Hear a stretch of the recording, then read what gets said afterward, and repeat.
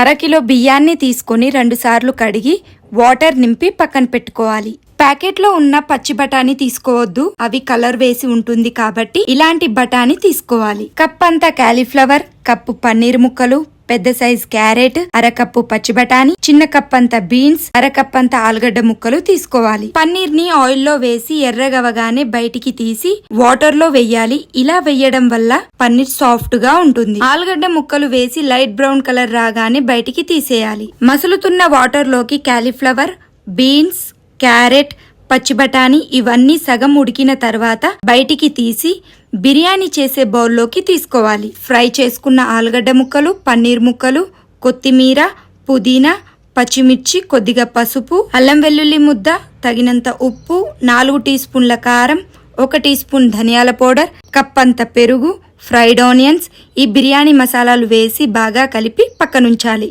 Rice cook చేసేటప్పుడు నెయ్యి, కొద్దిగా ఆయిల్ పోసి సాజీరా, బిర్యానీ ఆకు, బగారా పువ్వు, పచ్చిమిర్చి, దాల్చిన చెక్క, లవంగాలు, ఇలాచి ఇవన్నీ వేసి ఆయిల్లో 1 నిమిషం మగ్గిన తర్వాత వాటర్ పోసుకోవాలి. వాటర్ మసులుతున్నప్పుడు ముందుగా నానపెట్టుకున్న 1/2 కేజీ బాస్మతి రైస్ ని వేసి అందులోకి కొద్దిగా ఉప్పు, గులాబీ ఆకులు, నిమ్మకాయ పిండి ఉడకనివ్వాలి. మసులుతున్నప్పుడు వేసిన ఐటమ్స్ మొత్తం బయటికి తీసేయాలి. రైస్ 80% ఉడికిన తర్వాత బిర్యానీ చేసే బౌల్లోకి తీసుకోవాలి. రైస్ పైన నుంచి నిమ్మకాయ రసం, నెయ్యిలో కొద్దిగా పసుపు వేసి కలిపి కొద్దిగా వేడి చేసి ఈ రైస్ పైన నుంచి ఇలా పోసుకోవాలి. ఎలాంటి కలర్ వాడట్లేదు. కొన్ని పన్నీర్ ముక్కలు వేసి తడి క్లాత్ కప్పి ఏదైనా వెయిట్ పెట్టి 20 నుంచి 30 నిమిషాలు స్టవ్ ని లో ఫ్లేమ్ లో కుక్ చేసుకుంటే వెజిటేబుల్ పన్నీర్ బిర్యానీ రెడీ.